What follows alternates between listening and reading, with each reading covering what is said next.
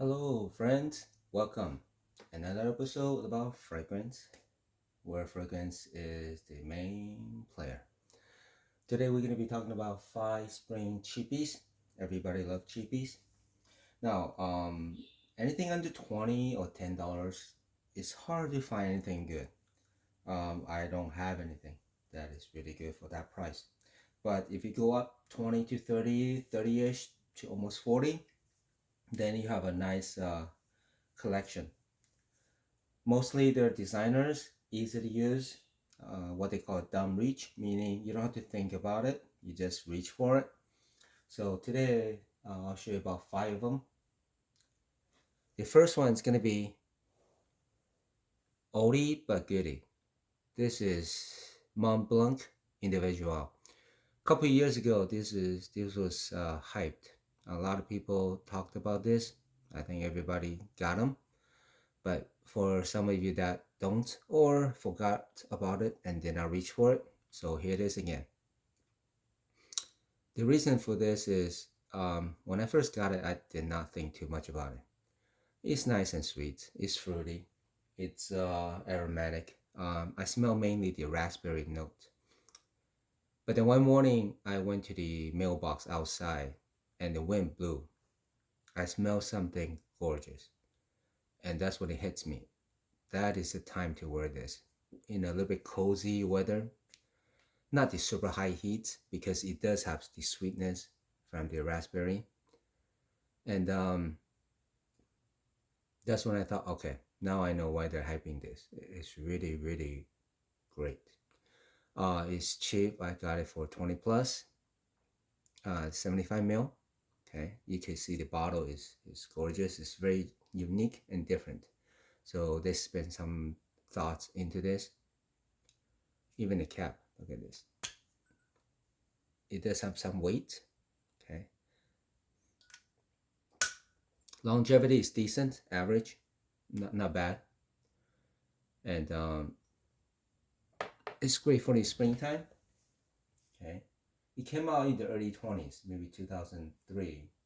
The nose is Pierre Baudin, a great nose. So other than the raspberry, you can pick up vanilla, lavender, and cinnamon. Those are the main things that I picked up. So great cheapie. You will not regret it. It's a great easy reach. Okay, that's the first one. The second one, Banana Republic Cypress Cedar. This house was hyped for a while because they have some good ones in the collection. This type of bottle. So the most famous one was the 78 vintage green, and there's the other one like the white, I think white vetiver, or there's the 17 wood mosaic, and I think the whole line is good, especially they're cheap, around 25-ish for 75 mil. You can tell the bottle is decent, it's generic, but then the atomizer is good. There's some weight to this, so they did not go super cheap on this. It looks nice on the shelf if you see them. Easy reach. What are the notes? Cypress and cedar. This one is very straightforward. It tells you exactly what it is. It's green, aromatic. It's not super fresh. It does have some depth to it. The cedar comes very strong, and cypress in a very nice way. There's some orange and vetiver. Let's see.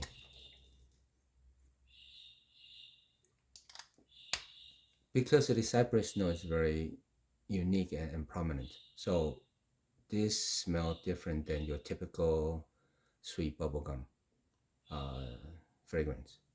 So if you wear this, you'll stand out a little bit in a very nice way. The age for this, you're talking about, I would say any age, okay? But because it does have some class to it, so you're talking about maybe 25 and up, okay? Not for little teenagers.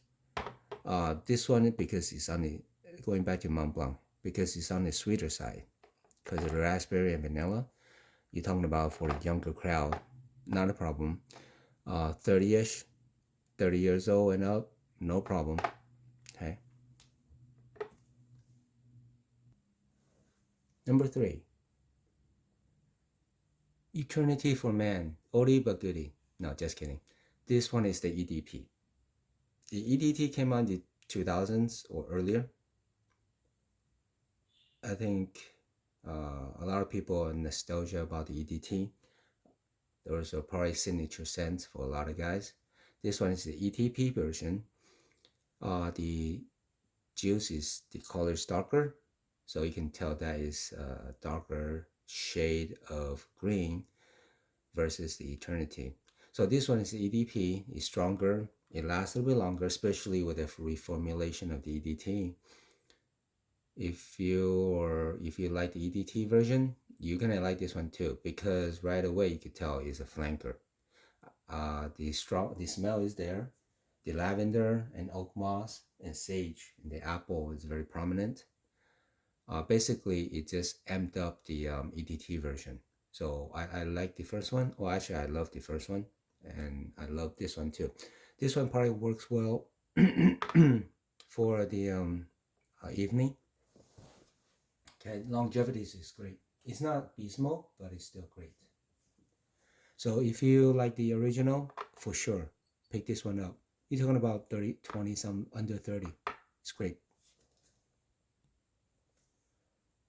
Now the next one, number 4, from the house Lalique White. Okay, Lalique, if you're into fragrance, you know this house. It's a awesome house that is great quality, great bottles, and it's not expensive. This one's 20 plus, 30 and around 30-ish. Lalique White, you know it's quality. Okay, they give you great stuff. Recently, I reviewed the Lalique White in Black. Okay, look at the two bottles. They're identical in shapes. Okay, it's just a color that's different. And this one is matte finish. It's like chalk you can draw. This one is glossy. Okay. Now, this is from the, I think very early. This is way back then in the 2008 by Christine Nagel. A great nose. What does it smell like? Vetiver, leaves, a little bit of pepper and bergamot, some nuts, but it's a fresh vetiver. It's a fresh vetiver scent. That's very easy to pull off anywhere you go. You're not gonna smell super sweet.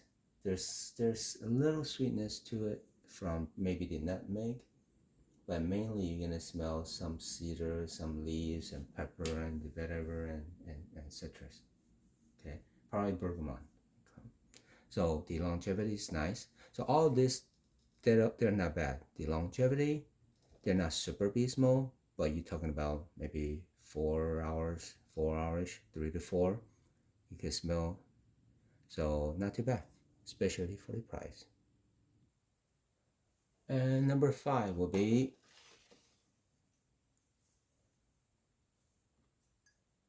just kidding. This is Cray Himalaya, but it's not the cheapie that I'm talking about. So stand right here. The little brother. This one is Paco Rabanne XS. Want to know what it smells like? It smells almost exactly like this one.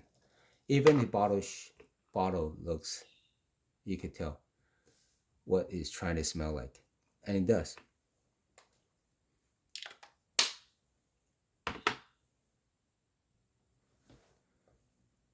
I don't know which one came out first.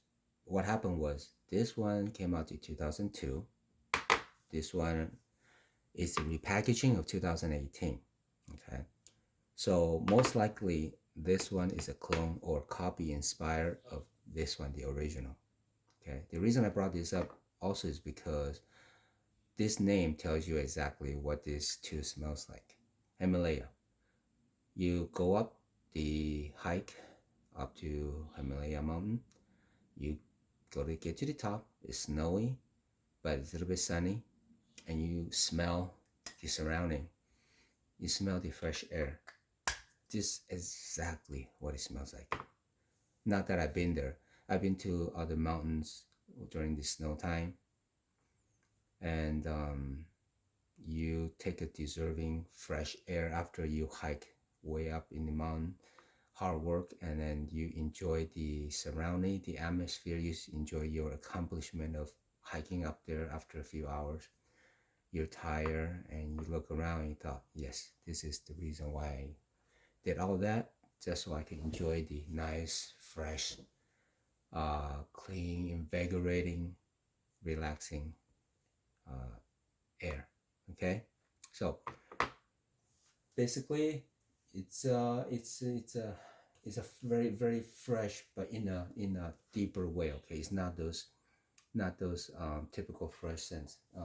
There's juniper berry, there's sage and mint and bergamot. Okay, but this one is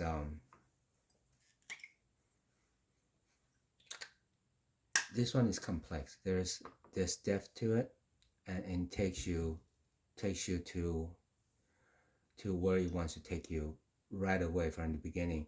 It's a linear scent, which means it doesn't change all that much. I'm sorry, I should be pointing at this, the little brother. Okay, it doesn't change all that much, but if you like the scents, you don't want it to change. Okay, so this is a great pickup. It's around 35. This is 100 mil, but if you pick up a 50 mil, you could get it cheaper, maybe around 30ish, 30 plus. It's probably more suitable for the 30 and up. Okay, I'll say 25. Okay, 30 and up, 25. It's a great looking bottle. It's heavy as heck. Okay, it's super heavy, but it's a great scent. All 5 cheapies for the springtime. Hope you enjoy it.